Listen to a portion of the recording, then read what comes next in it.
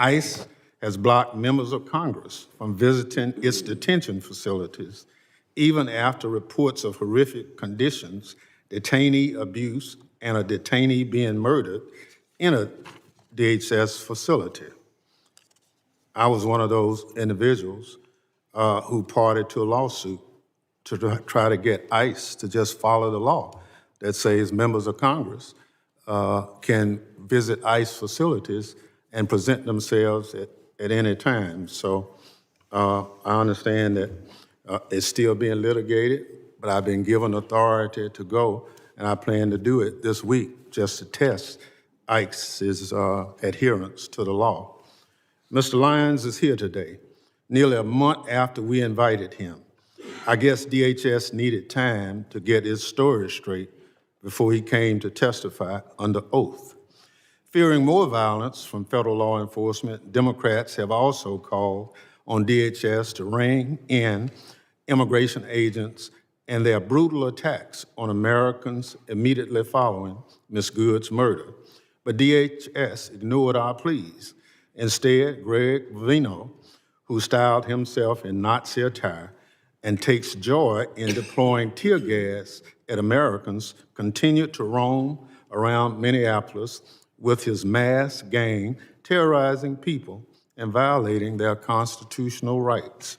And tragically, our worst fears were realized. Just days after the hearing, Mr. Lyons refused to participate in. CBP personnel shot Alex Pretti, and he was face down on Minneapolis' sidewalk, killing him in broad daylight. In the video of the incident, a DHS agent can be seen cheering Mr. Pretti's death. Americans watched the video in horror. Yet once again, Secretary Noem gaslit the public, made up a demonstrably false story about Mr. Pretti and blamed the victim for his own death.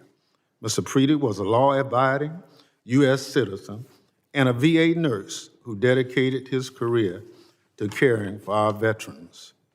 Mr. Chairman, at our last month hearing, I asked for a moment of silence in the memory of Renee Good.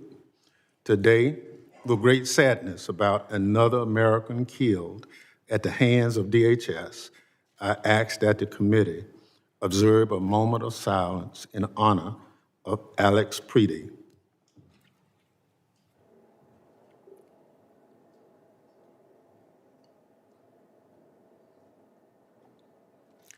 Thank you.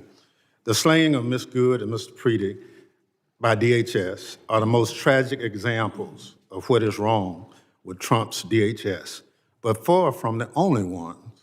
Last fall, a Border Patrol agent shot Miramar Martinez, a U.S. citizen and preschool teacher from Chicago, 5 times. The agent bragged in text messages about shooting her, saying, quote, "I fired 5 rounds and she had 7 holes, but that in your book, boys."